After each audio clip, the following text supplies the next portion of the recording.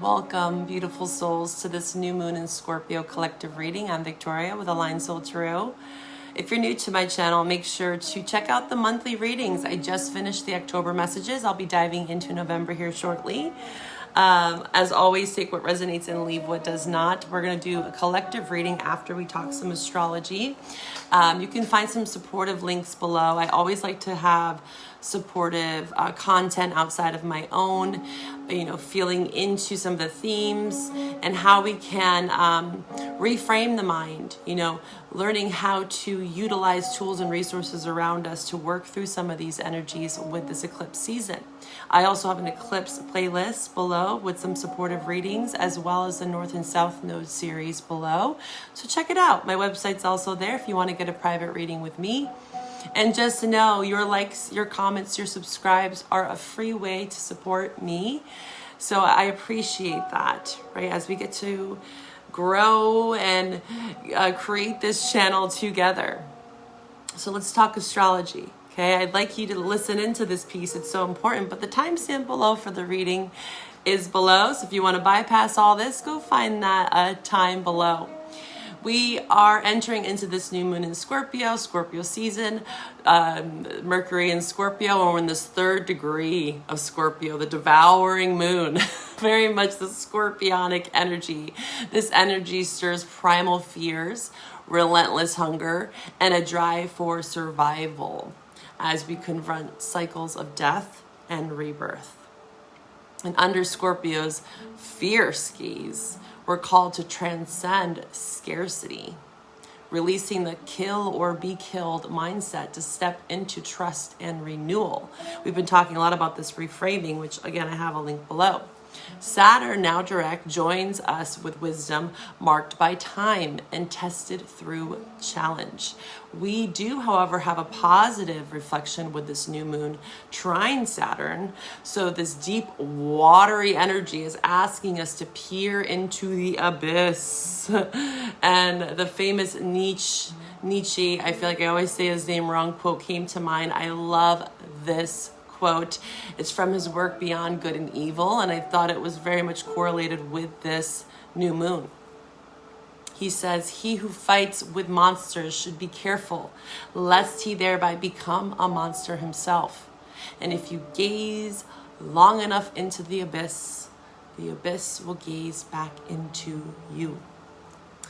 This line reflects his work and beliefs that exploring darkness or confronting the unknown can transform us, often in ways we may not anticipate or maybe desire. When we delve deep into challenges or confront our shadows, it's vital to hold on to our sense of self, lest we become consumed by what we have to face, this devouring moon. Much like the relations and many cycles of the moon, right, as we see the many reflections and cycles of our life. In Scorpio's realm, Saturn becomes an alchemist, transforming limitations into growth through tough but necessary experiences. And like the symbol of the Ouroboros, the snake devouring its tail, this new moon embodies life's eternal cycle, a journey of constant shedding and renewal. Mars also dances in opposition to Pluto during this new moon, urging a descent into the dungeons of the soul. This is a fire-forged union of daring and shadow, a magnetic pull towards the forbidden, an irresistible brush with the taboo of Scorpio. This kind of volcanic energy, fire and water that we're experiencing, both alluring and terrifying, beckon us to confront our deepest fears, right? But in the higher form, this force becomes a vessel again of transformation. So we have a lot of these aspects that are calling us deeper into this abyss. Here lies the path to healing, where nightmares are faced, traumas are unearthed, right? And through fearless reckoning, old wounds are laid to rest as we enter into the new year. What is the abyss speaking to you? What is it that you are seeing in your own reflection? Now let's dive into this collective reading. Hello, welcome to the space. Let's get into this collective message. Again, take what resonates, believe what doesn't. If you want to go deeper into this reading with me, just know you can find my website below. And again, the monthly readings kind of zone in on your certain placements. And of course, just know that I offer a natal moon return reading. It's an amazing way, affordable way to get in touch with your monthly natal moon return, right? So we do a little bit of a reading and see what transits are happening for you monthly. It's $20. And also there's a 6-month membership where you get 10% off. So check out my website. Great way to stay in touch with the moon phases, especially your natal moon return. Okay, let's do this. Where are we gonna pull from first here? Let's pull from Kuan Yin. Kuan Yin very much reminds me personally of this watery energy. So I want to kind of see the overlying message here for the collective for this new moon in Scorpio. November is going to be a huge month, and I can't wait to get into the November readings here. You know, we've been talking about this Pluto into Aquarius as of November 18th. So it's right after that full moon in Taurus. You know, there's a lot of stuff that's happening in November and into the new year. So yeah, join me on Patreon if you want to go deeper as well. I'm going to be doing a lot of different series on how to read your birth chart. I have a Chiron series coming out in November as well. And the Mercury retrograde reading for the end of November. I'll be posting that here on YouTube. So make sure you subscribe, like, it's free to do. Oh, my little hair is sticking out there. All right, collective, new moon, Scorpio. What do they need to know at this time, my collective? Let's tap in and tune into the energies of the collective for this new moon in Scorpio. New moon in Scorpio, angels, guides, allies, ancestors, ascended masters. New moon in Scorpio for my collective, those that find this reading. New moon. Hold on to me. 30 breaks down to a 3. Interesting, because Scorpio's reading is all about Pluto in the 3rd house. And again, also Scorpio Mercury, right? Currently. There's a lot of this 3rd house influence for us with Mercury and Scorpio, Sun and Scorpio. Where do you have 3rd house in your chart, or Gemini? Also 8, which is Scorpio. 8th house. All right, let's see. It says, hold on to me. In your prayers, I have heard your heart asking, can this journey move a little quicker? Are there things that could be happening now instead of later? So I respond to you, and your pace is about to quicken. You'll be on the same path, moving towards the same destination, but with my help, your process will be accelerated. And make it a little bumpy with this increase in speed. So put your energy and focus into our connection so I can help carry you forward. This is that, again, shift in November. Pluto into Aquarius. It's going to be a little bit wonky with any sort of transitions into, especially the outer planets. This is a generational, right, transit. So 20 years approximately. It's going to shift a lot of things because it settles into a sign for quite some time. And there's lots of changes, Pluto, you know, lots of transformation that occurs with these cycles. So when it changes over, which, you know, it's been dancing into Aquarius back and forth here, but this is like, it's staying for good. It's going to be a bit bumpy. It's going to feel like a bit of a bumpy ride. But just know that this acceleration, which I feel like a lot of people are feeling because they're feeling a lot of fatigue as well with this solar cycle activity, the sun cycle's at its peak. And I have a supportive reading kind of talking about this acceleration, this shift in energy that we're all sensing and feeling. Fatigue, headaches coming up, ascensions, this symptoms as they say. But really a lot of it is just the connection with the sun. You know, we're all frequency. We're feeling it. We feel these shifts with these planets, right? So saying, hold on to me. I have you. I got you here, you know. And although there might feel like there's some chaos, Pluto, Scorpio, You know, like I was saying in the intro, this is devouring moon. Every degree has a symbol. And this devouring moon, it's coming to devour up those fears, especially with the Saturn influence of fears and limitations and restrictions that are binding us and holding us trapped to an old timeline where we're now getting pushed at a faster speed than might feel uncomfortable. We might be like, I'm not ready for all this, but guess what? We have to evolve here on this planet. We have to move. We don't have to, I should say. There's free will. You can choose to exit off the ride, stage left if you choose, and do what you will with your life. But most people on my channel are here to grow and evolve and to make a difference, not only in their lives, but others, right? So we got to believe, right? It's all about our perception, and know that you are being held and supported. Also, who are you being held and supported by? That is so big right now. Libra South Node that we're wrapping up. The snow shepherds, right? Shepherdess. Beautiful imagery. Sorry about the glare. It says, I came to you with news of unexpected life. Something that seemed once impossible without energy or hope of success is coming to life. This death rebirth energy. Not only is this an unexpected happening, but it will be taking place when you think it least likely. I come with a decree that life shall have its way, no matter what circumstances appear to dictate in the midst of great loss, scarcity, or denial of life. Exactly what we were talking about in the beginning. A blessing of abundance, fertility, and new beginnings will be given.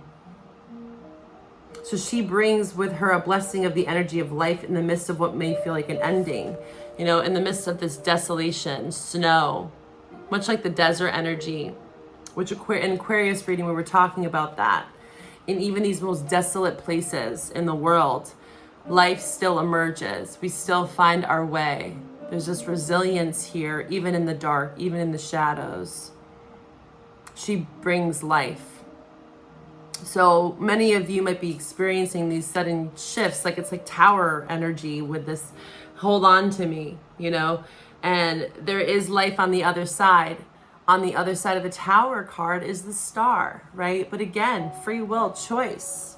You can stay stuck in that tower, you know, for as long as you'd like. But I feel like as we are emerging with this change, this devouring new moon, it's like shedding skin. New ideas are coming in, new life, new horizons. New ways of thinking and being and creating. Well, that's beautiful. But again, I can feel for some of you that there can be a level of pessimism with this, or just scared. You know, it's scary to change. It's scary to feel like life is just rocking you and one thing after another. And when that happens, and I've been talking about this a lot, you know, the post-eclipse full moon reading on Patreon, I have the all signs extended reading. You can find that on Patreon. The link is below, but I do have it in that eclipse playlist. It's a great wave. And like I was about to say, is all about our support systems, where we belong and where we don't. And we might need to rest and recalibrate. Take it easy on ourselves as we are moving through these shifts. I do feel like by January, February, things will kind of lighten up a bit as we recalibrate, okay? So be patient on yourself, okay? And hold on to those connections that are supportive. Action. Oh. Yeah, so I was actually giving this message to, who was it? Sag, is that when we are healing, you know, people think, oh, I got to go to this retreat. I got to meditate. I got to do breath work. I got to eat right. Yes, Saturn. Saturn is playing a big role during this moon cycle and has been, right, for quite some time. Saturn's direct as well right now. Jupiter has descended. And Jupiter retrograde does show us where we've been excessive. Also, count your blessings. That's what Jupiter retrograde means to me, is to humble ourselves and to be grateful even for the smallest victories and the littlest things in life that we may have as things are being taken away that are not meant for us, or even things that we rightfully or that are justified, that we feel are justified in our lives. There's a deeper meaning is what I'm hearing. And this action card is here to say that although you might be standing still, much like I told Sag, is that there's so much taking place, even in the rest, even as you are allowing yourself to rest, getting an adequate sleep and not having to always go, go, go. Action can look so different for all of you. It's not always about doing. It's more about feeling at this time. That itself is also action. I know that action is usually represented in fire, very much so. But just know that also with this water-fire kind of dualistic energy that we're experiencing with Mars going into Leo, Venus in Sagittarius, with all this scorpionic energy. Scorpio also represents Mars, which is very much action. So again, there is action taking place in the shadows, in the subconscious realms, in the non-waking life. You are shedding so much that you might not even be aware of, is what I'm getting at here. Okay. And of course, the small steps, the big steps that you're taking in your routine, in the way you care for yourself, is of course going to facilitate this process. Rightfully so, right? The balance there. Saturn does require us to practice what we preach. That's what wisdom is. Jupiter retrograde is the planet of wisdom, gifts being bestowed to us. Jupiter is Sag, ninth house, spiritual mentorship. But also, again, these go hand in hand, Jupiter and Saturn. We cannot reap the rewards of Jupiter unless we are taking that knowledge and applying it to real world, the 3D world, Saturn. That's what wisdom is. What else for this new moon for my collective? Five of Swords, where have you been lying to yourself? Also, Five of Swords can talk about others. This is where we're also being called. Pluto in Aquarius is very much the collective. 11th house of networks. Jupiter in Gemini as well. Very much about community, local community. Libra South Node, this has been a theme. Our relations, our connection to our ancestors. Who are we allowing in our circles? Five of Swords, that might be competitive even. Manipulative, tactful, or tactless, because Five of Swords is messy. In this deck, it's a little bit different. It's like a balancing act that this person is trying to balance on these swords, but all they realize is that not only are they about to fall, but they're also carrying those three swords, which represents the Three of Swords, and people are walking away from them as they think that they can handle this, and maybe they can for a period in time. The Five of Swords does serve us to some extent, depending on, again, the people we're around. Sometimes we do have to stand up for ourselves, but it does talk a lot around an imbalance between the masculine and feminine energies within us. Ego, ego is a part of us as well. It is a survival unit is what I'm hearing within the human psyche. It is there to help us and protect us at times. But when are we operating from this Five of Swords when it's not serving us and we're becoming depleted? We're actually causing more harm than good. And this could be an internal struggle as well with the Five of Swords, but it does also represent other people as shown in the card. Our ego, it really is about understanding when it takes the driver's seat, checking yourself, right? That's that Saturn reframing, disciplinary action that you can take when you catch yourself in survival mode, ego, and question yourself, why?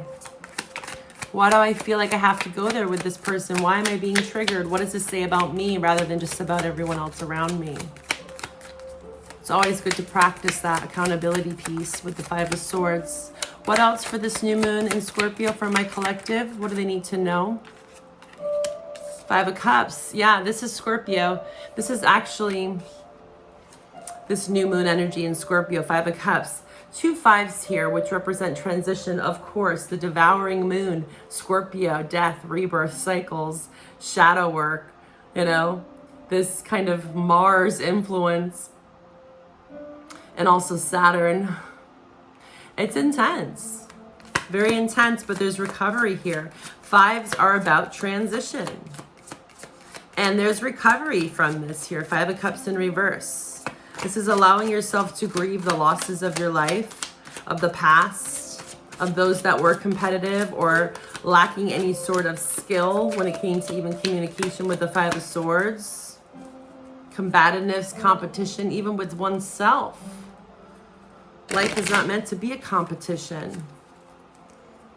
Five of Cups in reverse says, you know, we don't have to stay in places where we are constantly staying victim to our circumstance or allowing ourselves to stay trapped, stuck, or stagnant, or victim mentality, the fear, you know, the lack mentality, like we spoke upon in the intro. Kill or be killed, survival mode, primal instincts. Yes, we innately have these qualities within us. This is not to say that we can just wipe those things away in this earthly realm, but we can also recover and choose, make choices, better choices for ourselves. Seven of Wands. Wow, so much. It was kind of sideways. Seven of Wands is Leo. So this is a very guarded time. People are on guard. Also, what I'm getting reminded of is when people are going through this kind of Scorpio underbelly, and also depending on your birth chart, this can flavor this very differently. I have a 6-month transit reading where we can look into your transits specifically with this new moon, and also that natal moon return reading that I have, where you can get in touch with your natal moon every month. There's ways for you to really make this uniquely your own story, but in general, what this is speaking upon is people being on guard. You know, think of the way the world is right now. There's so much happening, and I'm not going to necessarily dive into it. You know, we're seeing it everywhere in the world. There's crisis, you know, and Scorpio does want to show us that. The underbelly, you know, the shadow side to why even we are guarded. Why have we chose that way of thinking? Defensiveness. We need to recover. Five of Cups. And also the Seven of Wands does signify opening up to those that maybe can empathize with you. Five of Cups. And also again dropping and being having protection and guarding your energy from those that want to choose to stay stuck in the Five of Swords. Competitive mindsets. Scarcity, you know, fear stories, propaganda. You know, we're bombarded by this stuff. We need to be able to filter it. We have the Page of Pentacles. Or sorry, Six of Coins. I don't know why the Empress on the bottom. Six of Pentacles. This is charity. This is giving and taking. Like I said, there's a balance there. This is moon in Taurus. So this is also signifying the full moon in Taurus, that maybe some balance will be restored for many of you that are tapping in here. You don't have to, I'm getting reminded of the message of boundaries. You know, when you build your walls, I'm actually going to show you the card from this deck. This is Anatolian Oracle of Echoes, which I will actually pull from this. But I want to show you the imagery because this is what I'm getting reminded of, is when you build your walls so high, right? And a lot of people on the spiritual journey can relate to this. At some point in your spiritual journey, you actually close off from the world, like hermit mode, right? Rightfully so. Everyone goes through these times in their journey, and it's fine. But then when you reemerge yourself out into the world, you know, you find yourself feeling isolated, stuck, or stagnant. Where are my people? Where are my family? Where are my friends? Everyone's so different. I don't look at the world the same. How can I evolve and adapt to this current world, to my current circumstances? How can I find more balance in my relations? How can I feel like there's reciprocity, Six of Pentacles, exchange, charity, without, you know, feeling breadcrumbed or over giving. This is also Saturn in Pisces right now, the martyr. I have a reading and I will have that link below talking about Saturn in Pisces, okay? And everything to do with healthy boundaries. But there does come a point when we build our walls so high that we can't even let people in anymore. We become our own worst enemy. So there is a healthy balance here. And you know, I can empathize on my own unique journey where this has been a struggle. You know, because there are a lot of energies out there that are not for our highest good. 5 of Swords. And yes, we do have to rightfully protect our energies, but it's also a mindset. It's perception. If we're always in fear, right? Everyone's out to get me. Then everyone will be out to get you. You know, you are your thoughts. Your thoughts, your emotions create your reality. Okay? And getting familiar with your parts. You can do parts work, internal family systems, and again, reframing, those links are below. But there is a balance here. Balance can be restored, of course, with a, like, you know, the fine line between understanding I'm operating out of fear, you know, from the past, to the point where I am not even letting people in anymore. And maybe you do need to go and do it alone for a bit. That's okay as well. Aries North Node. But again, this Pluto and Aquarius energy is asking us to find our people. Community is what matters. And even if it's only 2 to 3 people, right? It doesn't have to be like, you know, everyone. Calling in those people that are going to bring in the 6 of Pentacles. What else? One more card from this deck for the collective for this new moon. Knight of Coins. So we have a lot of this. We have all elements actually. 8 of Cups. Yeah, knowing when to walk away from running in circles. Knight of Coins to me in reverse is about running in circles.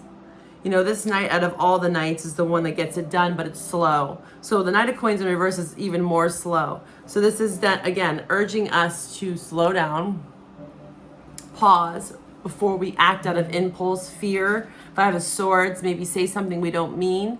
You know, with Mercury and Scorpio and the Scorpio energy, it does have a lot of depth. And it's a bit volatile, right? Pluto is about crisis. How do we handle crisis? I actually just posted on Instagram, and you can follow me on Instagram. My link is below. Erykah Badu made this beautiful quote about how a lot of people, I want to be kind. I want to be abundant. I want to, you know, I want to belong to, find my people, whatever that is for you. I want love. I want money. But then when we're faced, Saturn, with actual real life experiences, and she gave this example of, you know, when someone cuts you off in traffic, or when you get on your plane and someone takes your seat, or someone's just being an a-hole, that's the practice. Also karma in general.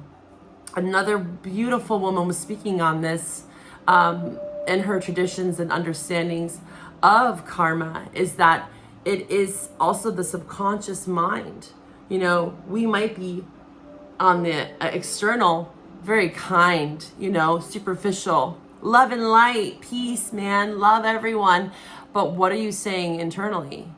You know, you could be smiling in someone's face, 5 of Swords, and then getting stabbed in the back. And I'm not saying you, this could be people around you as well. You know, why people, you know, put on this superficial mask, a lot of it is due to insecurities, you know, or a heavy dose of trauma to the point where they have to identify themselves as something to feel like they belong to something.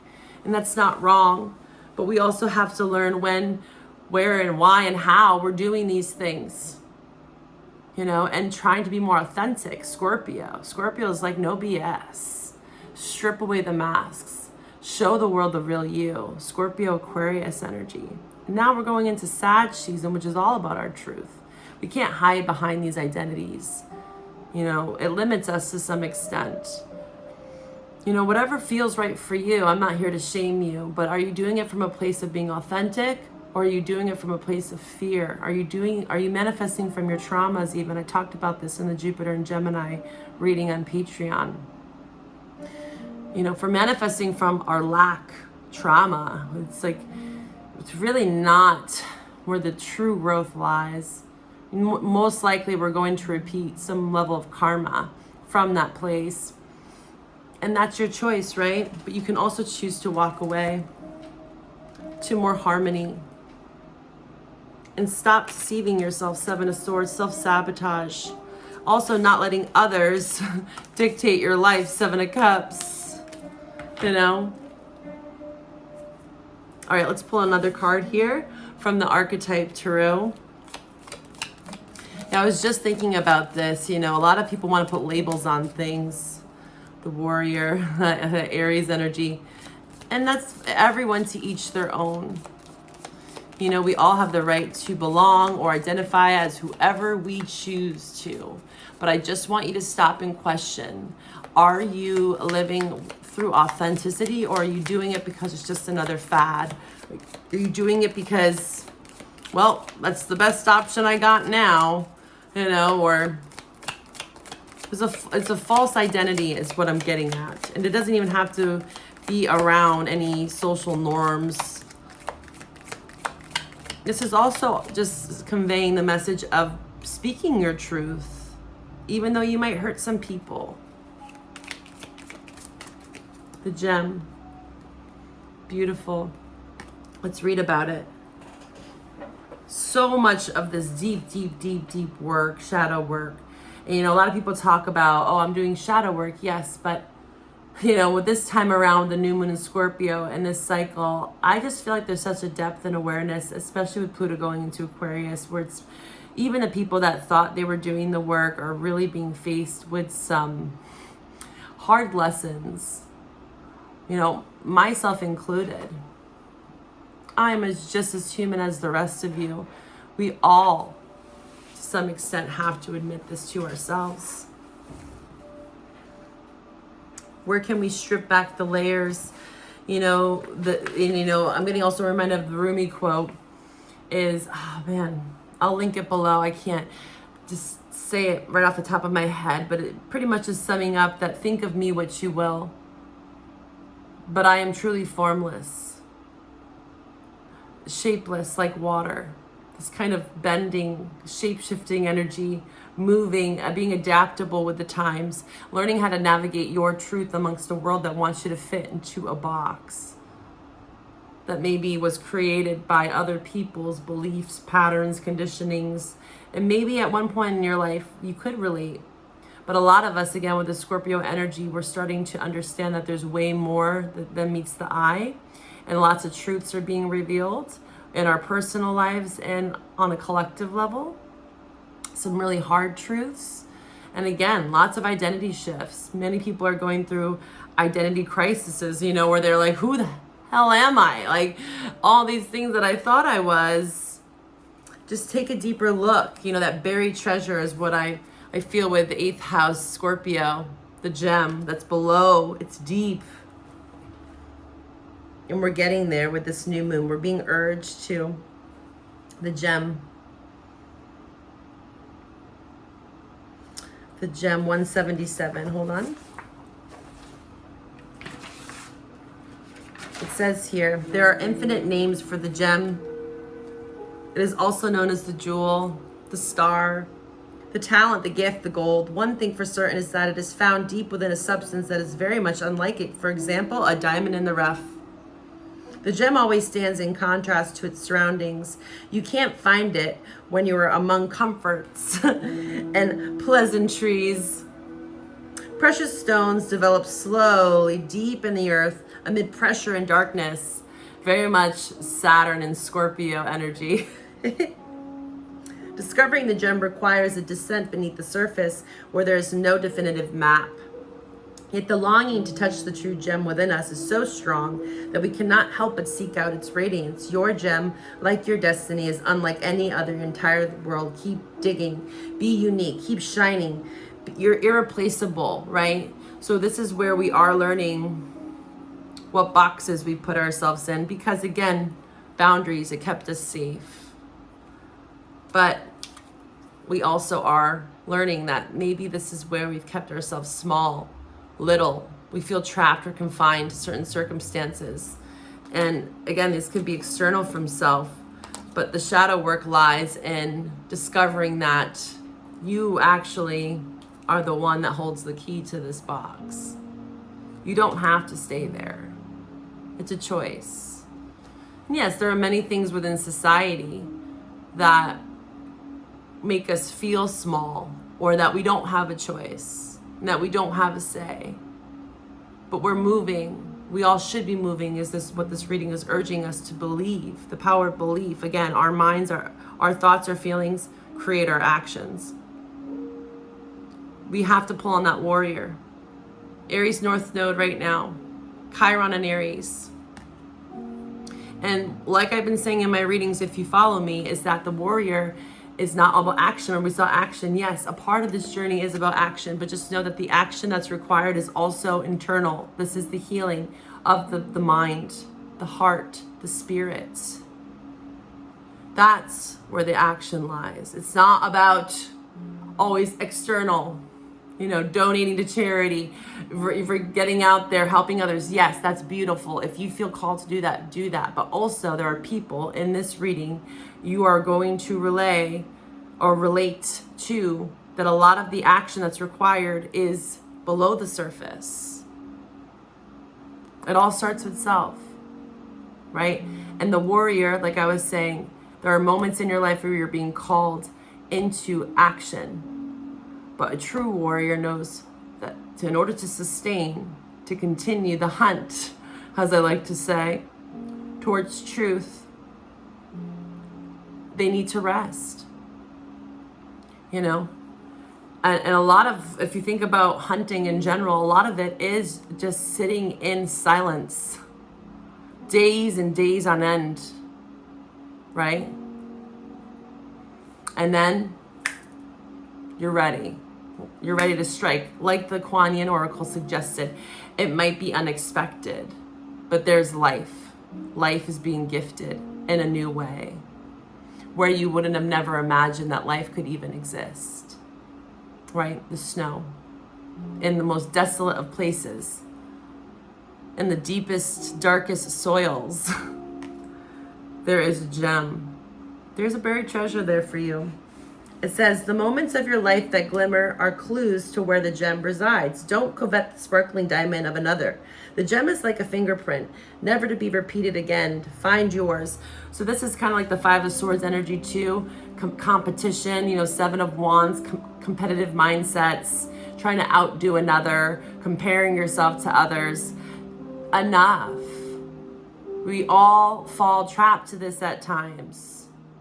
We have to start focusing on our own unique gem, because all of us have one. It doesn't matter who you are, where you're from, what you've done, your karma, Yes, your relationship with Saturn will dictate more of this journey, much like any other placement in your chart. And again, I can get you there. There's detailed readings that I provide that zone in on your unique blueprint, that map that's within you that's gonna get you here. Find your gem, because all of us have something to give and offer. And when we are stepped into action, the warrior, right, action card, when we have found this gem that's uniquely our own, that's what the world is needing. Pluto in Aquarius, Pisces North Node next year. Then Uranus is going to go into Gemini. This is all about uniqueness, the weird, eccentric qualities and gifts that society, told you, you couldn't do it. You're less than. You're nothing. Stay away from those people. Recover, of course, Five of Cups, but, learn to find people that are going to support you in your unique gem that's going to foster this growth and development for yourself. The true warrior. It says, in mythology, the diamond is often linked to the daemon, or inner light, that leads us towards our true self, our purpose, and our destiny. Yes, very much so. I hope that this reading helps you. It's an honor to provide these readings for you. And again, if you want a private reading, you know where to find me. Stay tuned for the November messages. Bye for now.